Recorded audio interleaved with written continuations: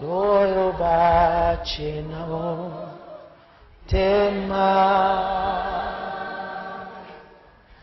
Yamalamu yo salaka Yakitoko pesaka Yaweza mezua Kemo Yahweh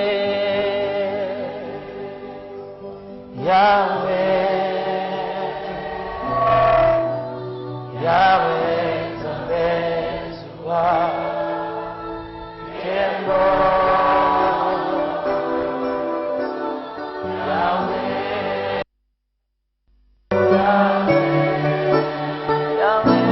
Zambezua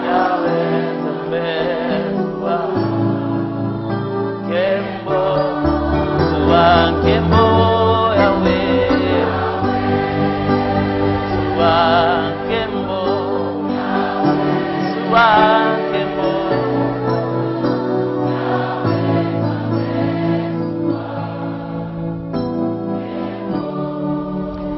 Le psaume chapitre 1, à partir du premier verset dit « Heureux l'homme qui ne marche pas selon les conseils des méchants, qui ne s'arrête pas sur la voie des pécheurs et qui ne s'assied pas en compagnie des mais qui trouve son plaisir dans la loi de l'Éternel et qui la médite jour et nuit. Il est comme un arbre planté près d'un courant d'eau qui donne son fruit en sa saison et dont le feuillage ne se flétrit point. Tout ce qu'il fait le réussit. Il n'en est pas ainsi des méchants, ils sont comme la paille que le vent dissipe. C'est pourquoi les méchants ne résistent pas au jugement, au jour du jugement, ni le pécheur dans l'assemblée des justes. Car l'Éternel connaît la voie des justes, et la voie des pécheurs mène à la ruine. Le psaume, ce que je venais de lire, c'était le psaume 1, à partir du 1er jusqu'au 6e verset. Nous avons encore un autre psaume, le psaume 73 ou 73.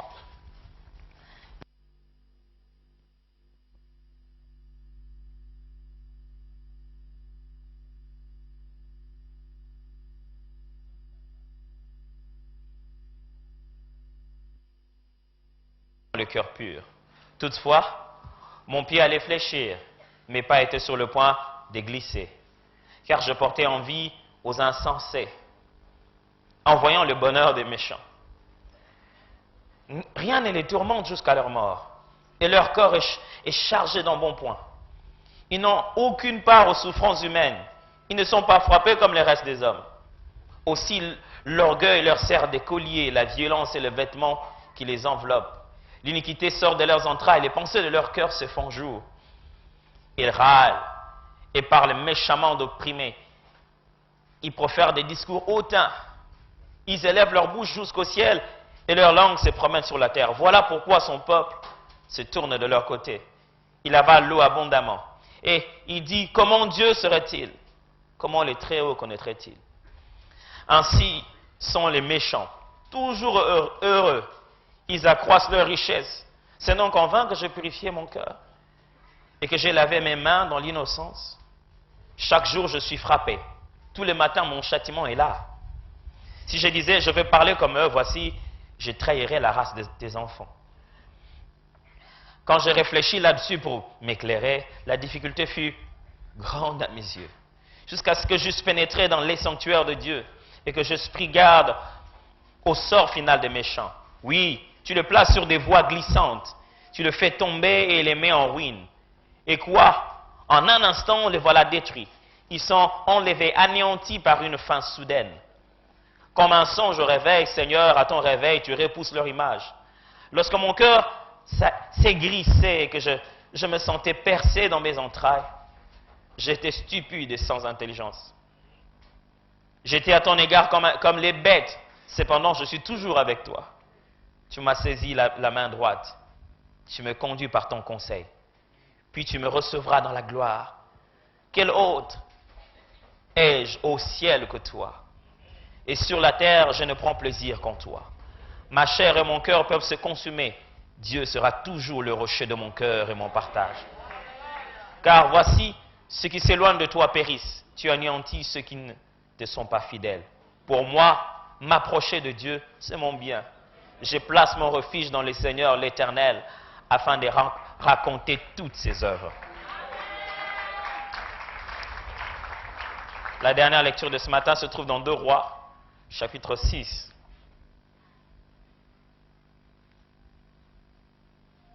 Chapitre 6, aussi assez longue lecture, à partir du verset 8. 2 Rois, chapitre 6, verset 8. Le roi de Syrie était en guerre avec Israël. Et dans son conseil qu'il tint avec ses serviteurs, il dit, « Mon cas sera dans un tel lieu. » Mais l'homme de Dieu fit dire au roi d'Israël, « Garde-toi de passer dans ce lieu, car les Syriens y descendent. » Et le roi d'Israël envoya des gens pour s'y tenir en observation vers le lieu que lui avait été mentionné et signaler l'homme de Dieu. Cela arriva non pas une fois, ni 2 fois. Ça, c'est Dieu. Le roi de Syrie en eut le cœur agité. Il appela ses serviteurs et leur dit, « Ne voulez-vous pas me déclarer lesquels de nous est pour le roi d'Israël ?» L'un de ses serviteurs répondit, « Personne, ô roi, mon Seigneur. Mais Élisée, le prophète, qui en Israël rapporte au roi d'Israël les paroles que tu prononces dans ta chambre à coucher. » Et le roi dit, « Allez, et voyez où il est, et je le ferai pendre. » Et je le ferai prendre, excusez-moi. On vint lui dire, voici, il est à Dothan. Il envoya des chevaux, des chars et une forte troupe qui allèrent de nuit et qui enveloppèrent la ville. Les serviteurs de l'homme de Dieu s'éleva de bon matin et sortit, et voici une troupe entourait la ville avec des chevaux et des chars. Et le serviteur dit à l'homme de Dieu, « Ah, mon Seigneur, comment ferons-nous » Il répondit, « Ne crains point, car ceux qui sont avec nous sont plus en grand nombre que ceux qui sont avec eux. » Élisée pria et dit, « Éternel, ouvre ses yeux pour qu'il voie. » Et l'Éternel ouvrit les yeux du serviteur qui vit la montagne pleine de chevaux et des chars de feu autour d'Élisée. Les Syriens descendirent vers Élisée. Ils adressèrent alors cette prière, « Ah, Éternel, daigne frapper d'aveuglement cette nation. » Et l'Éternel les frappa d'aveuglement selon la parole d'Élisée. Ce matin, je vais vous prendre quelques minutes pour qu'on parle de ce sujet, illusion d'optique. Illusion d'optique. Illusion d'optique. Généralement, quand on écrit ces 2 mots, illusion, lui, est en pluriel. Illusion d'optique, parce qu'il existe plusieurs types d'illusions d'optique. Illusion d'optique s'écrit avec I et 2 L, S-I-O-N-S, d'optique. Illusion d'optique. I, 2 L, U-S-I-O-N-S. Illusion d'optique. Optique, lui, s'écrit D'-O-P-T-I-K-U-E. Illusion d'optique. Q plutôt. Qui c'est lui comment? Que. K c'est lui comment? Que. Elle n'avait pas fait la phonétique à l'école. Hein? Le son de voyelle. À cause de l'expérience de Cochinei, j'ai pris la résolution de toujours donner l'orthographe. Parce que jusqu'à aujourd'hui, dans mes notes, je ne sais pas si j'ai bien écrit ces mots-là. On appelle une illusion d'optique une perception faussée du champ visuel. Notre perception est faussée. Et cela est lié à la physiologie, à la psychologie. Notre connaissance du monde extérieur que nous avons, des choses qui ne sont pas dans notre corps, qui sont extérieures à nous, notre façon de recevoir cette connaissance dépend de ce qu'on appelle la perception. À travers nos organes des sens, nous pouvons percevoir l'information et accueillir l'information en nous. À travers ce que nous touchons, nous savons que quand je touche ce bois, c'est la chair, le préchoir sur lequel je me tiens. Quand je touche ceci, quand je touche cela, ou quand j'entends avec mes oreilles, je sais reconnaître qu'on a dit ceci ou cela. Ou quand je vois avec mes yeux, je sais reconnaître que ça, c'est ceci ou cela. Mais il arrive que dans l'ensemble des informations que nous arrivons à accueillir, à recevoir dans notre tête, quand nous le recevons particulièrement avec nos yeux, il arrive que ce que nous recevons comme information dans notre tête ne soit pas véritablement ce que nous voyons. Justement parce que nos yeux ont pu voir quelque chose d'autre. Et notre vision a été faussée à cause de plusieurs paramètres. Ainsi, pendant qu'on regardait dans quelque chose, on le regarde de loin, on s'est dit, ah, j'ai vu deux têtes des personnes qui sont croisées. C'est l'information que tu fais parvenir dans la tête. Même si tu fais parvenir cette information dans la tête, ça ne veut pas nécessairement dire que c'est vrai ce que tu viens de voir. Parce qu'il est possible qu'en croyant que tu as vu deux têtes à côté,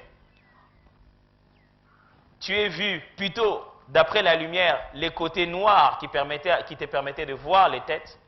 En réalité, l'espace qui est entre les deux têtes donne la forme d'un vase. Qu'est-ce que tu as vu? Un vase entouré de noir ou deux têtes noires avec un vide à la forme de vase. C'est ce que les artistes appellent illusion d'optique. On a regardé, on a cru vraiment voir quelque chose, mais ce n'est pas nécessairement cela. Ça nous arrive aussi quand nous avons des choses comme des mirages. Ça fait partie des illusions d'optique. Dû à la lumière et à la température tout autour de nous, on est à une certaine distance d'un endroit, on a l'impression qu'à l'horizon, il y a de l'eau. Ça ne vous est jamais arrivé? Il fait chaud et vous regardez de loin, vous avez l'impression qu'il y a de l'eau. Il arrive que certaines personnes qui sont dans des états psychologiques un peu anormales, soit qu'il a une démence, qu'il a un problème dans son cœur, ou peut-être qu'il est en train de regretter un être cher, il arrive à avoir ce qu'on appelle des hallucinations, qui sont aussi des illusions d'optique. Il y a des gens qui, quand ils voient quelqu'un qui ressemble beaucoup à son fils, ou peut-être qu'il s'est habillé simplement comme son fils, au lieu de voir qu'il ressemble à son fils, il voit carrément son fils. Peut-être parce qu'il a perdu un fils et il est encore sous cet état, ce choc psychologique. Carrément, cet homme ou ce garçon qui n'est pas son fils, à ses yeux, on a l'impression que c'est son fils. Lui ou elle a l'impression que c'est son fils, pendant que nous tous, nous voyons que ce n'est pas son fils. Mais il est le seul qui voit que c'est son fils. Mon message ce matin va vraiment tourner tout autour de la pensée de Dieu qui me demande de nous dire ce que tu vois n'est pas vrai. Ce n'est qu'une illusion d'optique. Il est possible que la plupart d'entre nous sont en train de voir un certain nombre de choses. Et le Seigneur m'a demandé aujourd'hui de vous dire, ces choses que tu es en train de voir, ce n'est pas vrai. Ce n'est qu'une illusion d'optique. Ce n'est pas parce que toi tu as l'impression que c'est ça, que c'est réellement ça. Une illusion d'optique est influencée par 4 grands éléments. Premièrement, la lumière. On dit généralement que les couleurs ne sont vraies que d'après le type de lumière qui sont projetées. Ça signifie quoi? Ça signifie que tu as un habit qui est de couleur bleue de nuit, comme on dit, mais quand tu vas en fête le soir, avec les lumières de la salle de fête qui sont un peu en bleu et un peu en jaune, ton habit devient subitement noir. Tout le monde pense que c'est noir. Jusqu'au matin, on va te dire, ah, je pensais que ta veste était noire.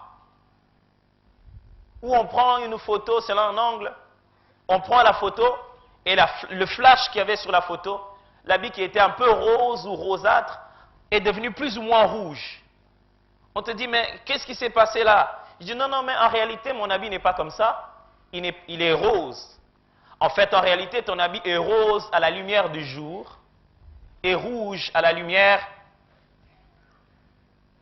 artificielle influencée par une autre couleur. Teint de bleu ou teint d'autre chose. Si une lumière se projette sur un corps, cette lumière-là donne une certaine influence sur notre œil. Ce qui veut dire que quand quelqu'un est dans le noir, on peut croire aussi qu'il est... Vous savez, il y a des gens qui ont volé comme ça en prenant quelque chose qui ressemblait à une arme dans le noir.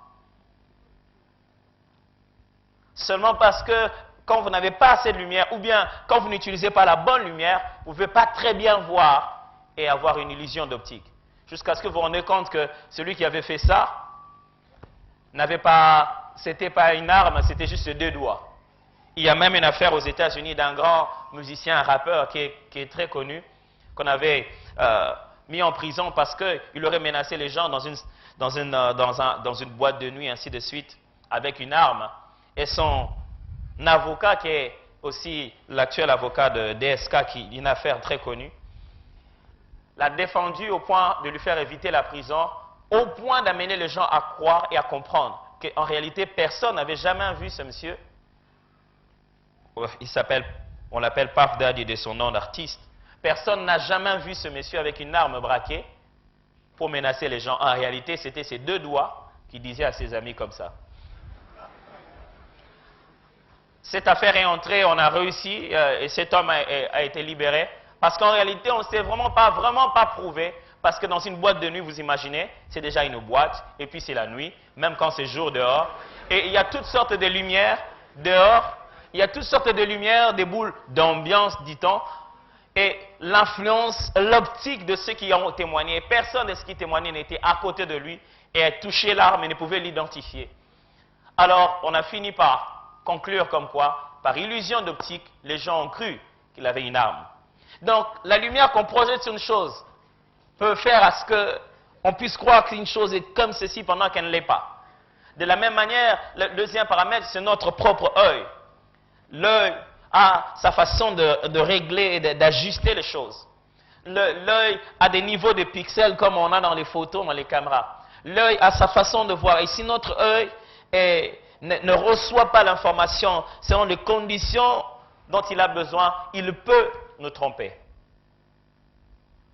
Il arrive aussi, le troisième élément de l'illusion optique, c'est l'état psychologique de la personne. Il peut se faire que ses yeux sont en bon état.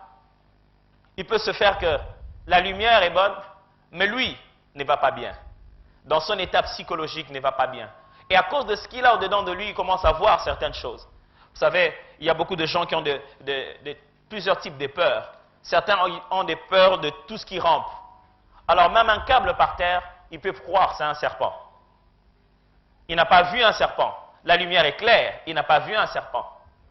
Ses yeux fonctionnent bien, mais sa peur à l'intérieur lui fait voir un serpent pendant que ce n'en est pas un. Le quatrième élément, il y en a beaucoup d'éléments, mais j'en ai pris que 4. Le quatrième élément, c'est la position selon laquelle on se tient pour regarder une chose. En art, on appelle ça la position qui te permet l'angle de vie.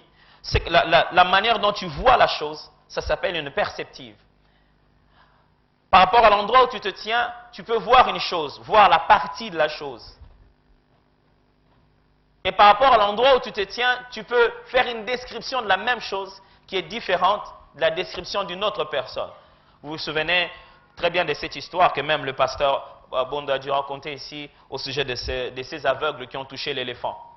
Chacun ayant fait l'expérience de l'éléphant selon un angle bien précis, ça fait qu'on n'a pas tous nécessairement la même vue. Il est possible qu'en ayant regardé de l'autre côté, tu aies l'impression, d'après l'angle où tu te tiens, tu as l'impression qu'elle est enceinte, mais elle ne l'est pas. Ça vous est jamais arrivé? Au bout d'un moment, tu dis, hé, de loin, j'étais sûr que tu étais enceinte. Et puis là, il dit, gloire à Dieu, c'est certainement que tu as une vision. Peut-être que c'était juste une question de perceptive. La position, l'endroit où tu te tenais pour pouvoir voir ce qui s'est passé. Dieu veut nous dire ce matin que ce que tu es en train de voir n'est qu'une illusion d'optique. Les choses ne sont pas comme elles semblent être. Asaph qui a écrit ce psaume en a écrit 12 dans la Bible en réalité. Il a écrit le psaume 50 et tous les psaumes qui vont de 73 jusqu'à 83. Asaph, c'était un lévite bien sûr, qui était chargé de chant. Il était même parmi ceux qui jouaient les cymbales le jour où David est allé récupérer l'arche d'alliance à la maison d'Obed-Édom pour le ramener dans la cité de David. Il fut nommé par David, lui avec dans 3 autres familles, d'avoir le rôle de s'occuper de tout ce qui concerne chanter et jouer les instruments dans le temple.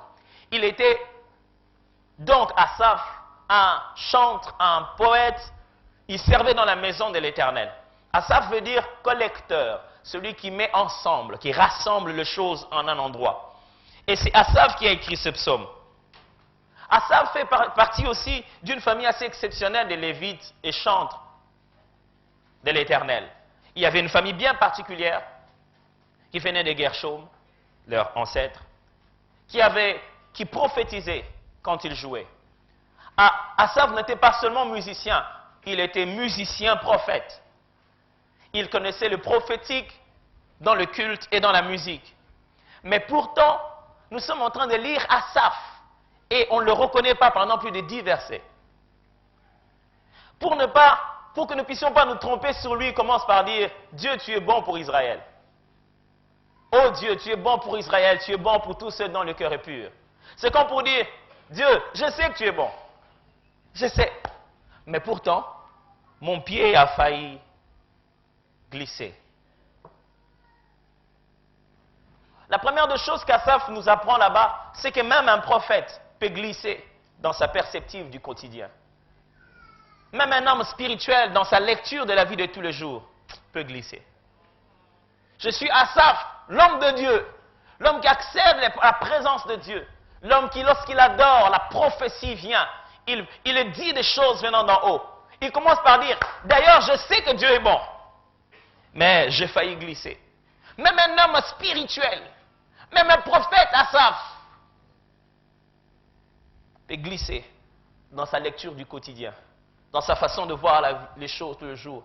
À force de voir la promesse durer, même Asaph peut glisser. Même un homme rempli du Saint-Esprit, parlant en langue, connaissant ses promesses, les prêchant, peut glisser. Même un prédicateur de l'Évangile rempli du Saint-Esprit, se tenant la chair le matin à Philadelphie, peut glisser dans sa lecture du quotidien. À force d'attendre, à force de se dire jusqu'à quand la promesse va arriver. Mais j'aimerais vous dire une chose aujourd'hui, sachez-le une bonne fois pour toutes. La prophétie est verticale dans l'annonce et horizontale dans l'accomplissement. Je vais vous expliquer ça. Lorsqu'un prophète prophétise, il voit comme ça les événements. Il les voit alignés, comme une ligne droite. Je vous donne l'exemple. Le psaume 61. Qu'est-ce que j'ai dit? J'ai dit psaume, excusez-moi. Je devais dire Ésaïe 61.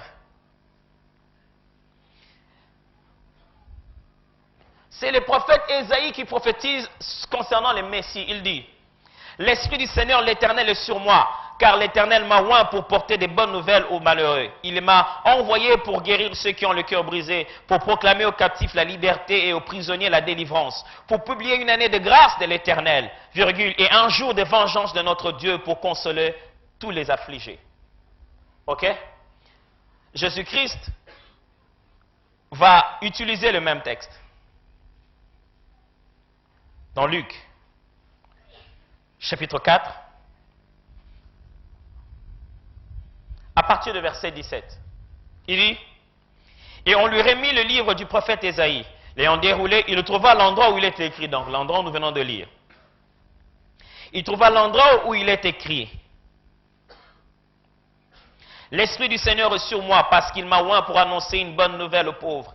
Il m'a envoyé pour guérir ceux qui ont le cœur brisé, pour proclamer aux captifs la délivrance et aux aveugles le recouvrement de la vie, pour envoyer libres les opprimés, pour publier une année de grâce du Seigneur. » Point. Jésus, de l'autre côté, il y a une virgule. Mais ici, on dit point.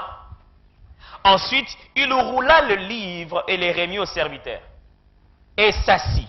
Tous ceux qui se trouvaient dans les synagogues avaient les regards fixés sur lui. Alors il commença à leur dire, « Aujourd'hui, cette parole de l'Écriture que vous venez d'entendre est accomplie. » Qu'est-ce que ça signifie? Lorsque le prophète voit des choses, il voit les choses, des événements comme cela.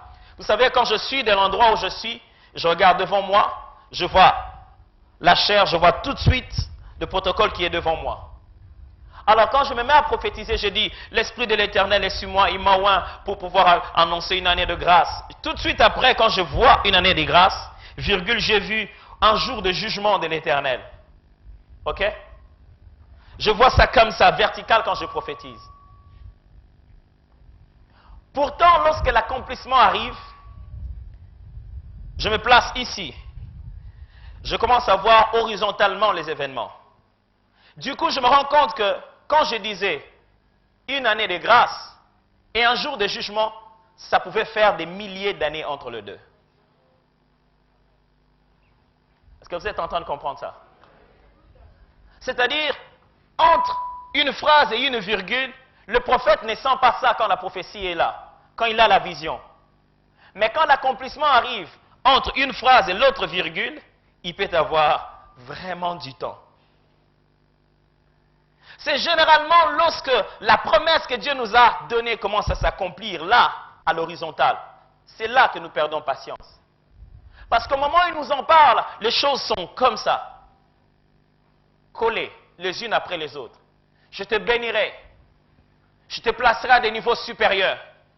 Je ferai de toi une grande personne. Je t'élèverai dans cette entreprise. On a l'impression qu'il ne nous a pas dit. On te combattra. On te chassera même de cette entreprise. Jusqu'à ce que tu commences à faire de la consultance personnelle. On se rend compte qu'un consultant personnel ne peut mieux avoir besoin de toi. Jusqu'à ce que tu signes un contrat particulier avec plusieurs avantages et qu'en dernier lieu, tu deviennes actionnaire dans cette entreprise et tu en deviennes propriétaire. Mais le jour où il est en train de te dire, je te bénirai, tu deviendras propriétaire. C'est juste la phrase qui suit. Frères et sœurs, je suis en train de dire à quelqu'un, tu n'es plus sur le vertical, tu es sur l'horizontal. Quand on est sur l'horizontal, on a des fois l'impression que ça dure. Mais la même chose va s'accomplir. Je peux vous dire qu'entre les virgules, il peut se passer beaucoup de temps. Mais le Dieu qui a mis la virgule sait pourquoi. Dieu, quand il est en train de parler à Isaïe, il a dit, j'annoncerai une année de grâce de l'Éternel, virgule. Isaïe paie ma place. Isaïe se demande seulement pourquoi je me repose à cet endroit. Mais il ne sait pas qu'entre ce temps-là, il y aura aussi un grand repos. Parce que l'année des jugements, ce n'était pas le moment où Jésus était venu. Jésus, connaissant les choses, quand il venait de lire l'année des grâces, il sait que c'est ce que je suis venu accomplir, il a arrêté. Il a dit, c'est ce que je viens de lire qui s'accomplit aujourd'hui. Le jugement, je viendrai pour cela plus tard. Le Seigneur me demande de dire quelque chose à quelqu'un. Ta promesse est verticale, mais tu la vivras horizontalement. Quand il t'a promis les choses, il te les a promis les unes après les autres. C'est dans l'accomplissement que tu sens un peu de temps, mais elles s'accompliront certainement.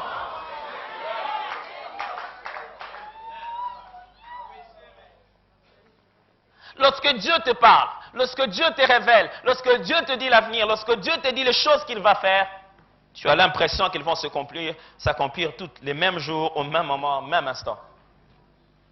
C'est l'impression, le jour où Dieu t'avait dit, t'en fais pas, je te rendrai vainqueur. Tout va bien aller, tu vas bien te marier, il n'y aura pas de problème. Tu auras quelques combats, mais je te donnerai toujours la victoire. Quand tu arrives devant un combat, tu as une victoire, tu dis, oh voilà, c'est ce que le Seigneur avait dit. On te dit, non, ils ont dit que cette affaire est partie, ils ne vont plus suivre ça. Une semaine après, convocation à une cour supérieure. On a l'impression que le même problème surgit. Seigneur, c'est quoi cette histoire? Seigneur, tu m'avais dit que je suis vainqueur. Il n'a pas changé ce qu'il a dit. Je peux vous prédire ce que Dieu va vous dire quand vous allez le voir. C'est sûr que ce sera la même chose qu'il vous a déjà dit. Dieu ne change pas à cause de temps et des circonstances. S'il a dit, je le ferai. Même quand tu vas le voir à 5 heures, il dira la même phrase. À 6 heures, la même phrase. Même quand les adversaires sont à la porte. Le langage de Dieu ne deviendra pas tanguant avec une peur.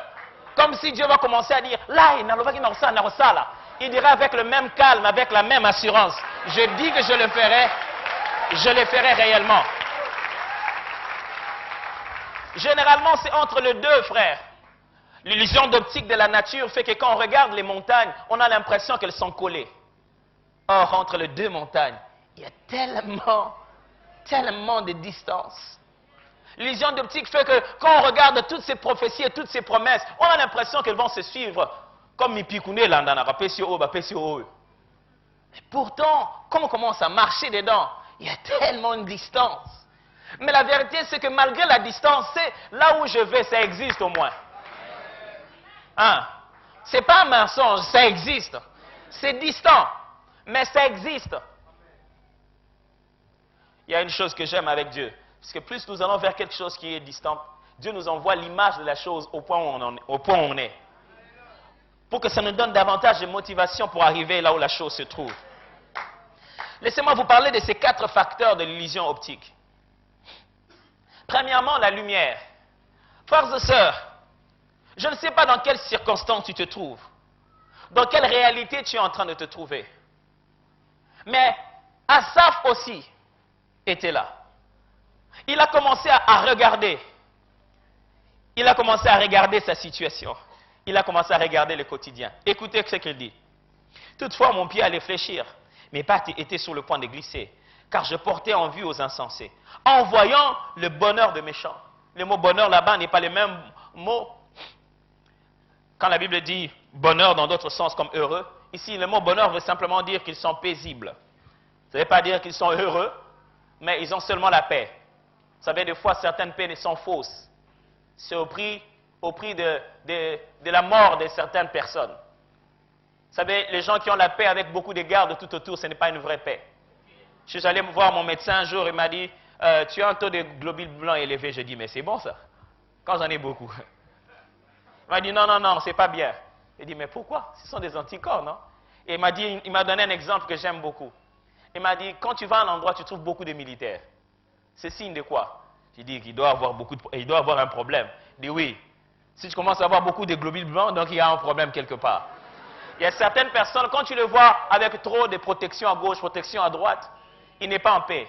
Même si tu as l'impression qu'il est en paix, mais sa paix, c'est au prix de toutes ces choses-là tout autour de lui.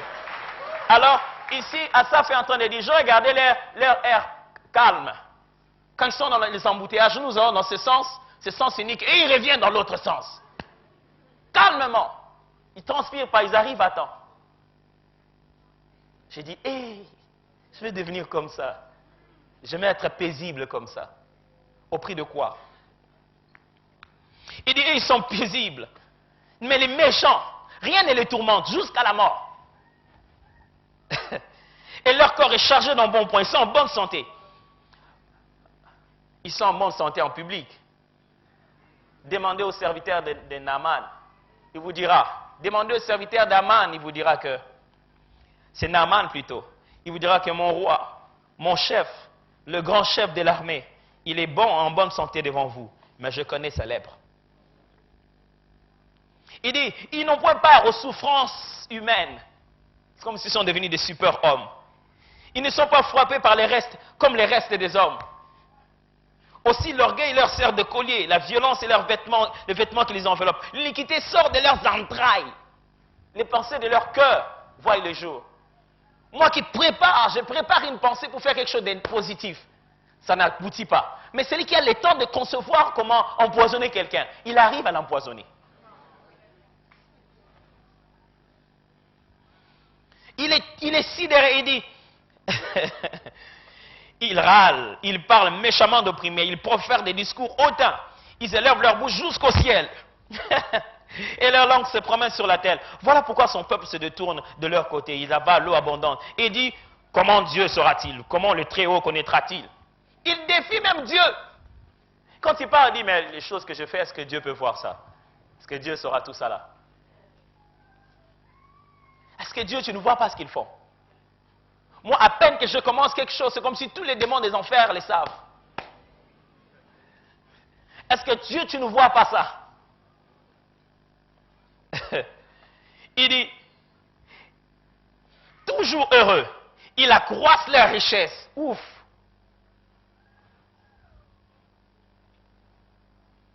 Même quand les impôts augmentent un peu, mais eux, leur richesse se multiplie toujours.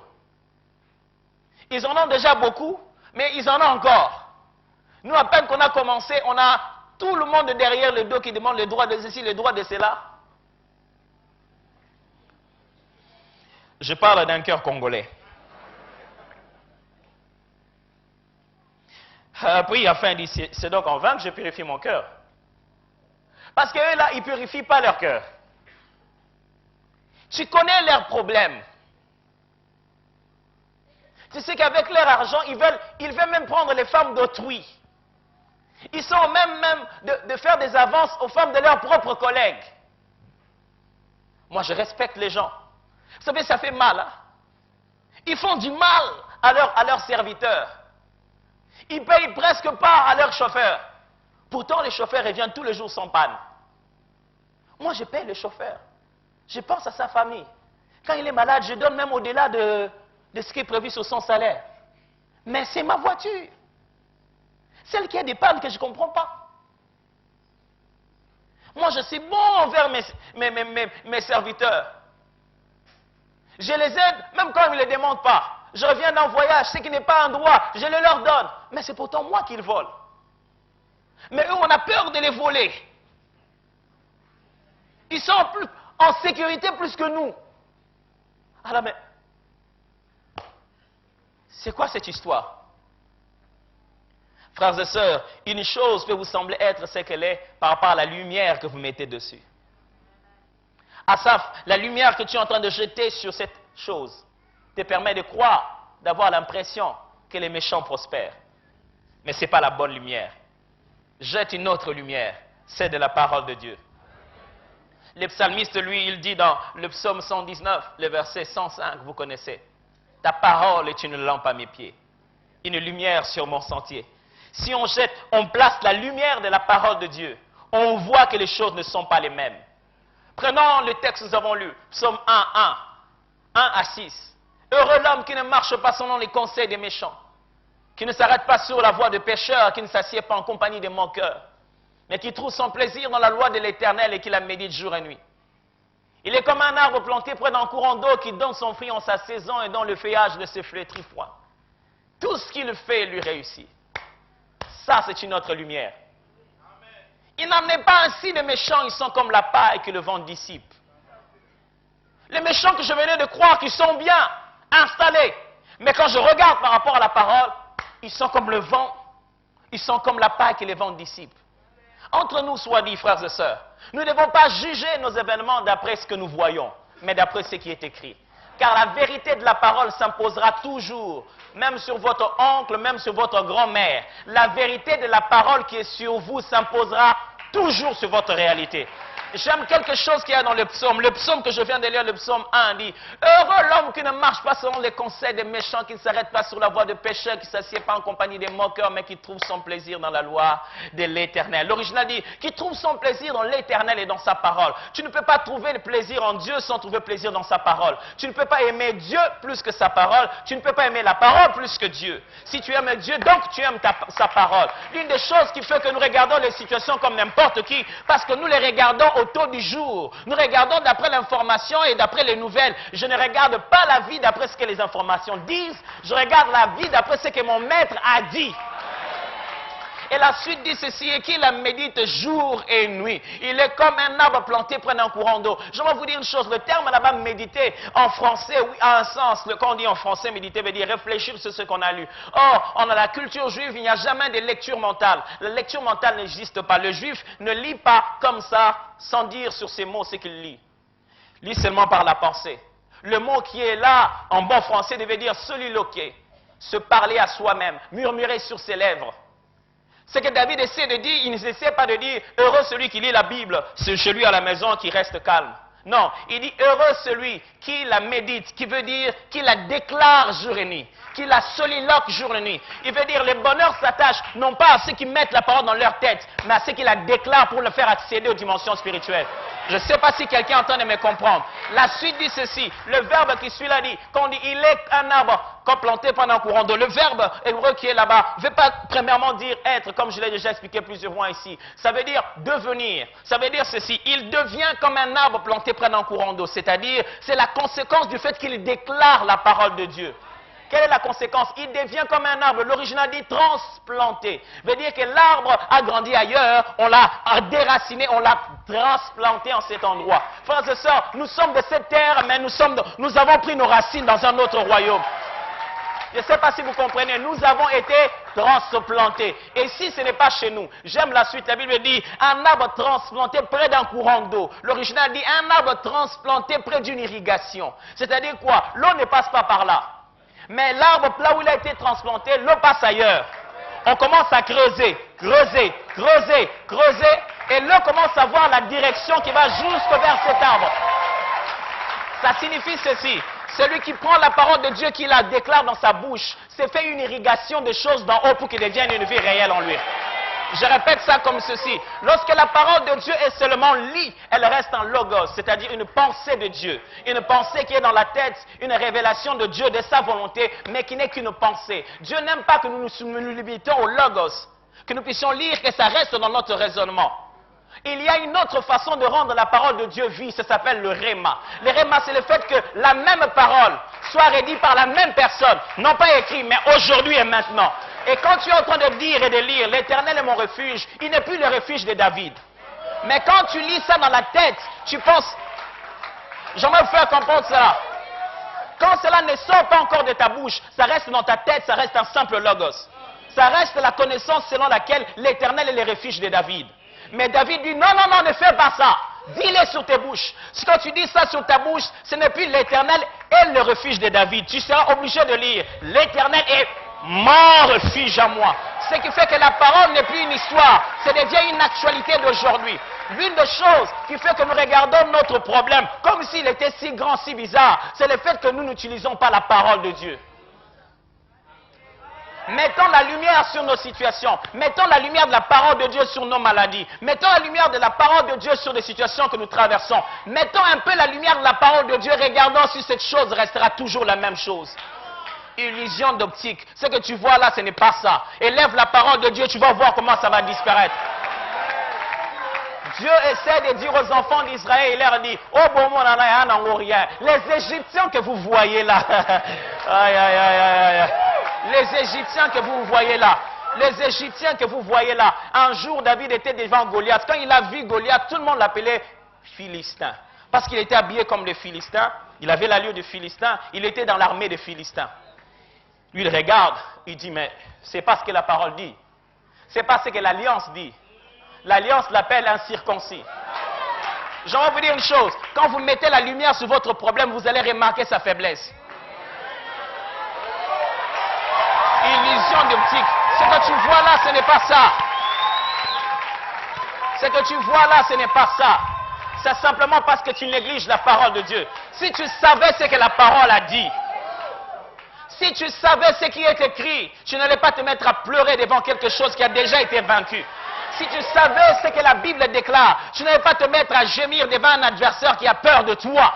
Si tu savais ce qui est déjà écrit, illusion d'optique, ce n'est pas ça. Mets-y un peu de la lumière de la parole et tu verras. Si c'est à la lumière de la coutume, oh, mais coutumièrement, c'est un sacrilège. Oh, oh, oh, je m'en fous. Je ne suis pas né ni du sang, ni de la volonté de l'homme, ni de la volonté humaine. J'ai été greffé dans la... Oh là là, j'ai été greffé dans la promesse d'Abraham. J'ai été greffé dans la promesse d'Abraham. Ils ont dit dans leur famille, ah, bon, baba la rabalubate, je m'en fous. Je ne suis plus de la race de Balouba. Je suis entré dans la promesse d'Abraham. J'ai d'autres racines. Je n'ai plus les simples racines de mon sang et de mon nom. J'ai d'autres racines qui viennent de plus loin. Abraham, par toi, toutes les nations seront bénies. Il y a des gens qui ont peur. Ah, tant que la famille n'a pas yoga qui n'a pas mongo balba. Ah, bah mongo bah ça kanzambe. N'a frappé bango d'aveuglement. Ne commence pas par ça. Ne commence pas par ça. Si tu sais que tu n'es plus mongo, que ça n'a plus rien à voir avec cette histoire-là, qu'à tous ceux qui l'ont reçu, leur a donné le pouvoir de devenir enfants de Dieu. Mets cette lumière sur là, tu verras que ce n'est qu'une illusion d'optique. Ce que tu vois là, ce n'est pas ça.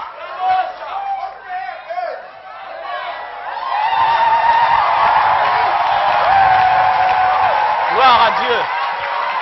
Gloire à Dieu. Vous savez, votre propre veste peut vous faire peur comme jamais. Seulement parce que vous êtes réveillé en pleine nuit et qu'il n'y a pas assez de lumière. Et Namuni Moutou. Vous savez, quand la lumière vient, qu'est-ce que vous allez faire?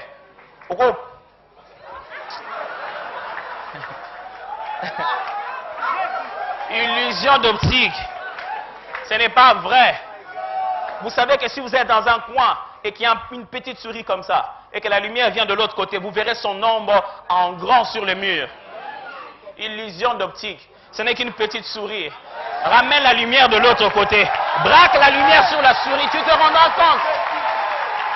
Ce n'est qu'une souris. Ce matin, Dieu aimerait que tu arrêtes ces illusions. Mets-y la lumière de la parole. Ça n'a rien à voir avec ce qu'ils sont en train de dire, la conjoncture actuelle ou quoi que ce soit. Mets-y ce que la parole dit. Dis-moi, je sais qu'il est écrit.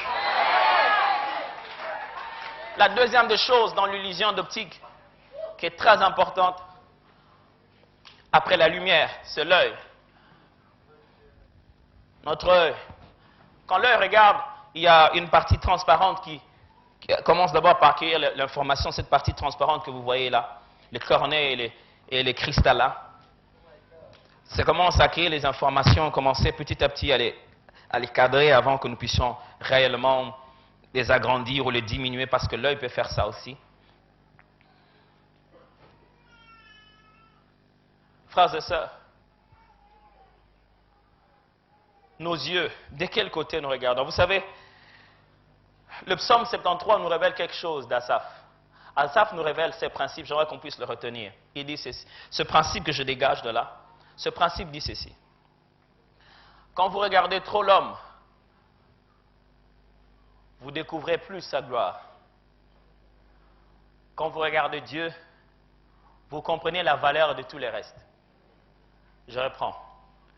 Quand vous regardez l'homme, vous ne verrez que sa gloire. Quand vous regardez Dieu, vous comprenez la valeur de tous les restes sauf Dieu. C'est ce que j'aimerais dire. Une chose, vous avez l'impression qu'elle a une valeur intrinsèque, une valeur personnelle. Cette chose-là, cet homme, il est glorieux, il est ceci, c'est là. Mais à partir du moment où vous regardez Dieu, vous avez un moyen, une référence de comparaison. Ce qui veut dire que cet homme n'a plus la valeur qu'il a. Parce que vous n'avez fait que le regarder seul. Vous ne l'avez comparé à rien. À partir du moment où vous regardez Dieu, vous commencez à comprendre la valeur de toutes les restes des choses. Vous comprenez que, je pensais qu'il était grand. En fait, quand j'ai vu grand, c'est que ça veut dire, non, il n'est pas grand.